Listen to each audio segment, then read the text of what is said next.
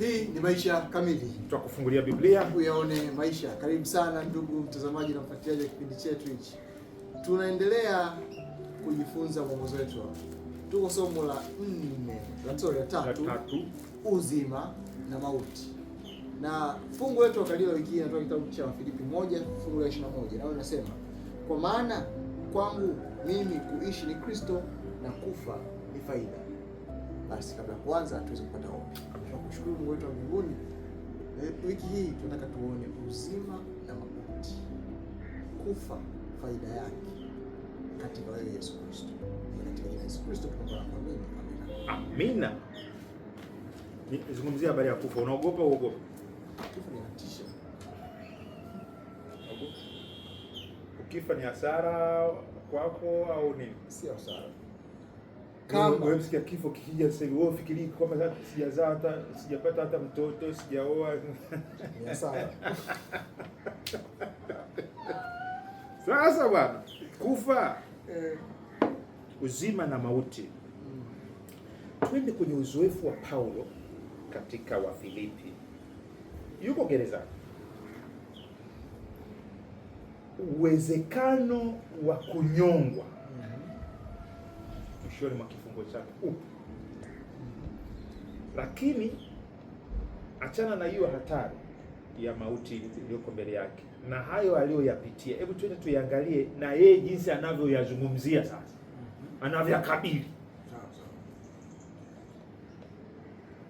Sio kama alikuwa naomba Mungu, kikombe kiniepuke, naomba nisife. Na hebu tuangalie 1:19-20 anasema 1:19. Tuko Jumapili sasa. Jumapili. Kristo ataadhimishwa. Yaani yeye kwake sio kwamba nani, anasema mimi mradi tu mapenzi yako yatimizwe. Amina. Uadhimishwe. Twende katika 19:20. Maana najua ya kuwa haya yatanigeukia kuwa wokovu wangu kwa sababu ya kuomba kwenu na kuruzukiwa Roho wa Yesu Kristo. Kama vile nilivyotazamia sana na kutumaini kwamba sitaibika kamwe, bali kwa uthabiti wote kama siku zote. Na sasa vivyo hivyo Kristo ataadhimishwa katika mwili wangu, ikiwa kwa maisha yangu au ikiwa kwa mauti yangu. Kwa hiyo anataja habari ya wokovu.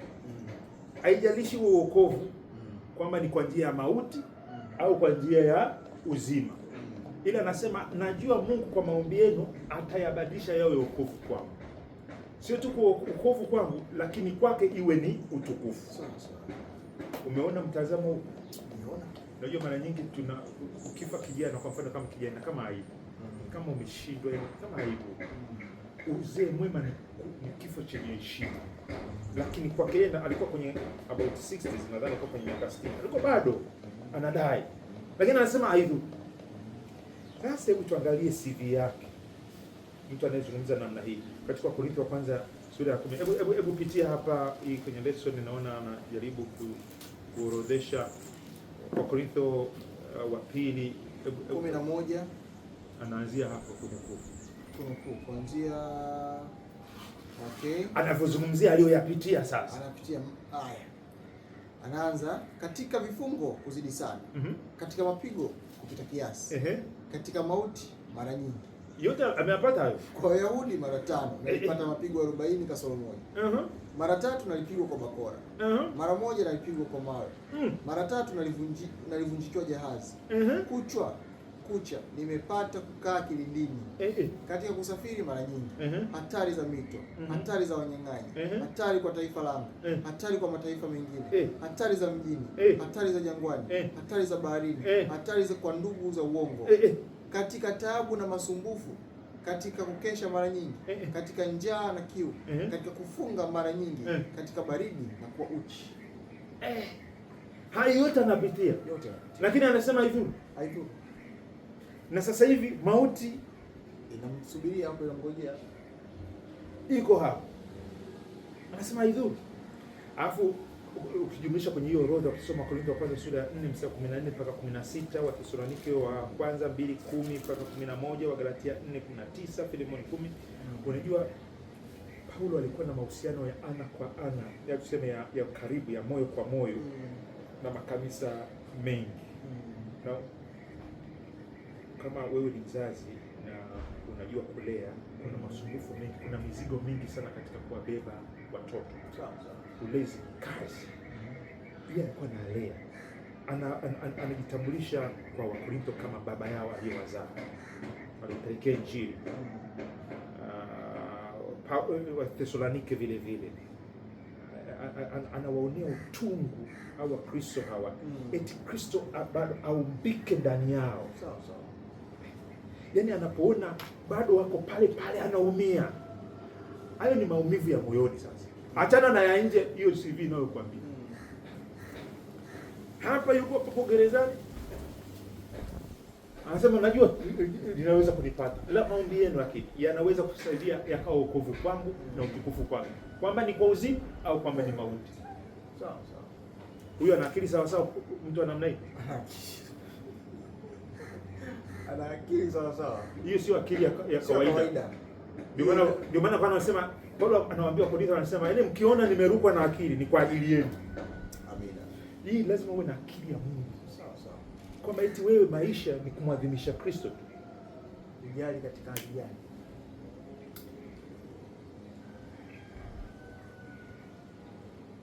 Wewe unasemwaga vibaya? Nasema vibaya. Wewe mbona kusopsop? Sidhani kama unasema. Nasema vibaya. Wewe unapitia mkiki ya maisha kwa ajili ya Kristo, kwa ajili ya msimamo yako. Ndio nichopitia. Unatiwaje moyo? Hebu zungumza kitu fulani. Wewe unaposikia CV namna hiyo, wewe inakufanya unafikiriaje? Kinachonifanya mimi kufikiria ni kwamba haya yote yanonipata ni kwa sababu yake, na siangalii mateso au siangalii kule kutukanwa. Ninachoangalia pale ni kwamba mwovu anataka kunidogosha, kunidhoofisha, lakini ninapatiwa tumaini na nguvu zaidi kwamba mwisho wa siku katika ule msimamo ambao ninao katika Kristo Yesu unazidi kuadhimishwa. Kristo Yesu anazidi kujulikana kwamba kumbe Mungu wa Arnold ni thabiti, hayumbishwi. Sio katika adha, sio katika chuki, sio katika kitu fulani, bado yuko upande wake, anampigania, anampambania. Na mara nyingi katika mara zote ukiangalia Mungu bado anatukuzwa baada ya hilo tukio. Kwa hiyo niseme mimi siangalii ile shida, ninachoangalia ni kwamba mwisho wa siku ninachokifanya kwa ajili ya Yesu Kristo anaenda kutukuzwa. Kwangu ni amani. Amen. Na kwako itakuwa ni wokovu tu. Kwangu itakuwa ni wokovu. Rafiki msiyuka, uzoefu wako ukoje? Una CV ya namna gani inapokuja kwenye kuteseka pamoja na Kristo? Ninaamini utakuwa umetiwa moyo. Haikuwepo tu Paulo, Arnold pia na yumo, hata mimi pia nimo, na wengine wapo. Hakuna jaribu lililotupata ambalo sio kawaida au sio fungu la wanadamu, lakini Mungu ni mwaminifu.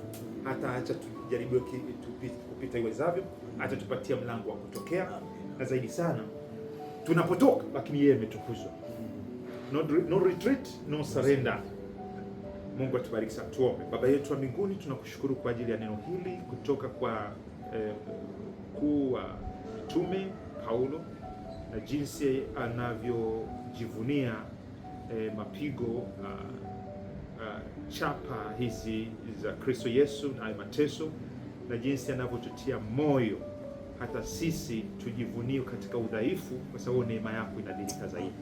Basi kwa mtoto wako ambaye anapitia magumu, kwa sababu yeye ni mtoto wako, kamtie nguvu, kampatie beji ya utambulisho kama mwanao, na yeye akiona aringie na kazi mwendo, kwa sababu wokovu uko karibu.